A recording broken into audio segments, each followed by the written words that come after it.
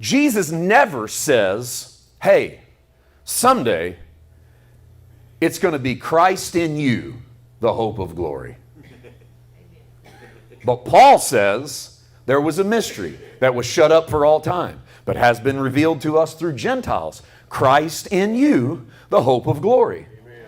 Now, why didn't Jesus say it's going to be Christ in you, the hope of glory? Well, Jesus hinted at it. Remember, Jesus does say in John 14, my dad and I are going to make mansions, and we're going to make mansions inside of you. All right.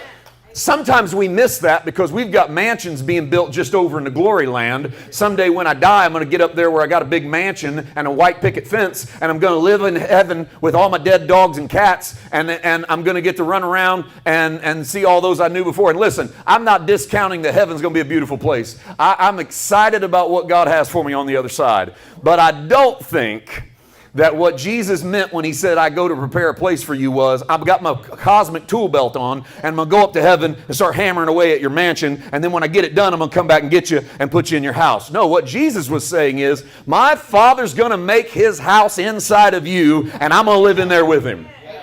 That's John chapter 14. We're going to make our mansion in your heart. So Jesus does tell us that it's going to go inside. It's going to be internal.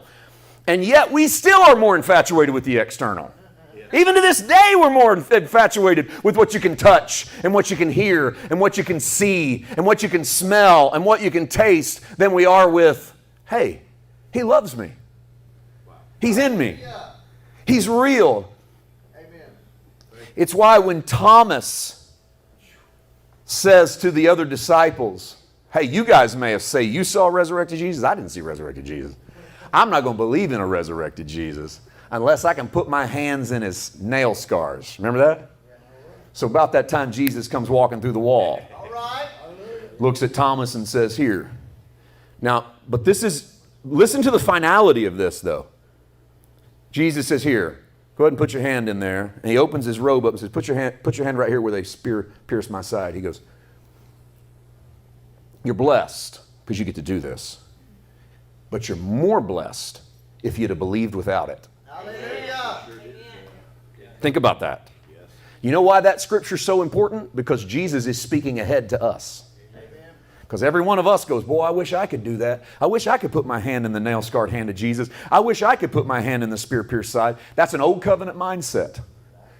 I wish I had a temple I could go walk into and smell the incense of. And Jesus goes, you know what would be better?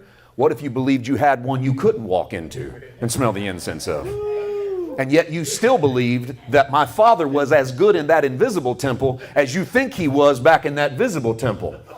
Or you go, boy, I wish I could be like Peter and walk down the beach with Jesus and have breakfast with him by the fire. And I think what Jesus might say to you is, why would you want to be Peter where you can only have breakfast with me by the fire when you and I get to eat all of our meals together all the time right now? Why would you want to substitute 24/7 presence for a lunch once in a while? But when you start to think of it in those terms, you realize how blessed you are.